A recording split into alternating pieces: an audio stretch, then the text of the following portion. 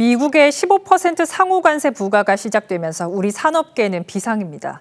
특히 미국 수출 비중이 높은 분야의 중소기업들은 마땅한 대응책을 찾지 못한 채 어려움을 겪고 있습니다. 수출 계약이 줄줄이 멈춰서거나 가격 재협상에 나서야 하는 상황입니다. 정은아 기자가 현장 취재했습니다. 세계 각국에 이온수기를 수출하는 한 중소기업. 소화가 잘 되는 알칼리 이온수기로 미국에서 특히 인기가 많았지만 미국이 상호관세를 발표한 지난 4월 이후 수출이 크게 줄었습니다. 미국으로 수출을 앞두고 있는 제품들인데요. 관세 협상으로 계약이 보류돼 창고를 지키고 있습니다. 관세 그만큼 15%가 되게 되면 시판가가 올라가니까 또 경쟁력이 점차 잠식이 되겠죠. 좀 부담을 해주라. 이렇게 얘기는 하고 있는데 저희는 아직은 정확하게 결론은 못 내리고 있습니다. 미국 수출이 전체 매출의 20%를 차지하는 자동차 부품 업체는 고객사를 잃을까 걱정이 큽니다. 최근에 미국 고객사를 만나고 왔고요. 아마도 다각적으로 선택지를 검토하고 있는 것으로 보입니다. 계속 이제 한국에서 우리한테 사가는 게 가장 좋은 선택지인지 아닌지를.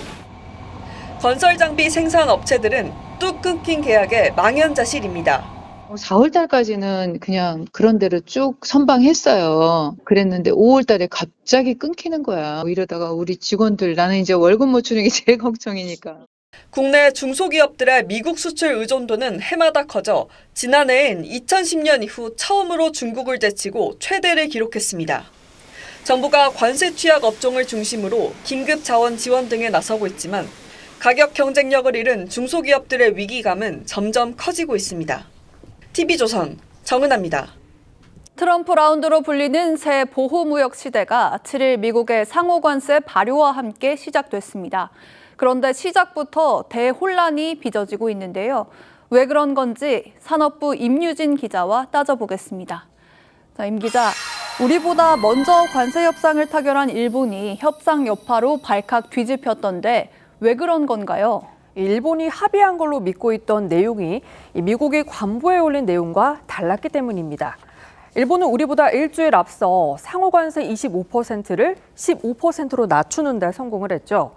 그런데 발효를 코앞에 두고 일괄 15%가 아닌 추가 15%라는 걸 뒤늦게 확인하면서 부랴부랴 미국으로 달려가야 했습니다. 결국 일괄 15%를 다시 약속받긴 했지만 비공식적인 데다 미국 측이 적절한 시기에 고치겠다고 밝히면서 여전히 혼란은 계속되고 있습니다. 앞서 일본 경제재생상은 트럼프와의 첫 회동 당시 이 마가 모자를 쓴 모습이 공개되면서 불용 외교 논란까지 일었는데 이번 소동으로 체면을 구긴 건 물론이고요. 자리까지 위태롭게 됐습니다. 네, 만약에 이 미국의 주장대로 관세를 15%포인트 추가를 하게 된다면 일본 수출품은 관세를 어떻게 적용받게 되는 겁니까? 일단 15%로 다시 합의는 했지만 언제부터 적용될지는 미지수입니다.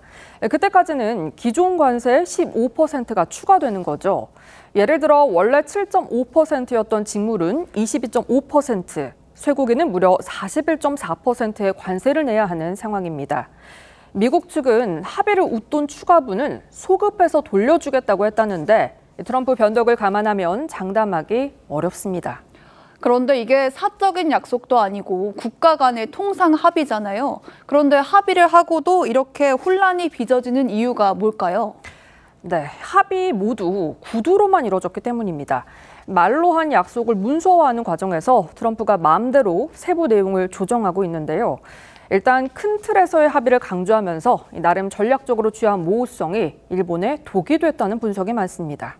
이렇게 일본 사례를 보면 우리나라도 마냥 안심할 수는 없을 것 같아요.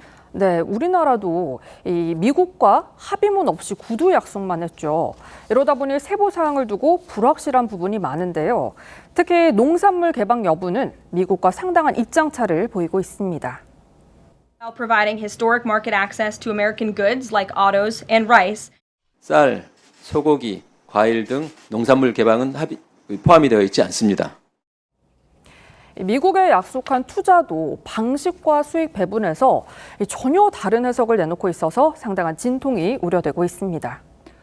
자동차나 반도체 같은 주요 수출품은 품목 관세라는 명목으로 따로 매기고 있잖아요.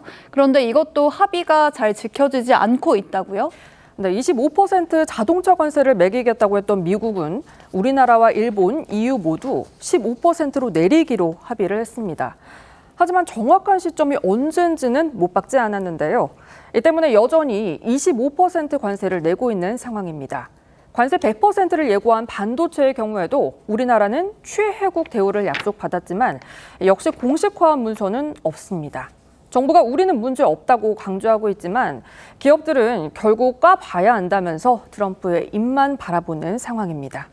우리도 이달 말 한미 정상회담에서 이 협상의 세부 내용이 다시 드러날 거다 이런 전망이 많은데 철저히 준비해야겠다는 생각이 드네요. 임 기자 잘 들었습니다.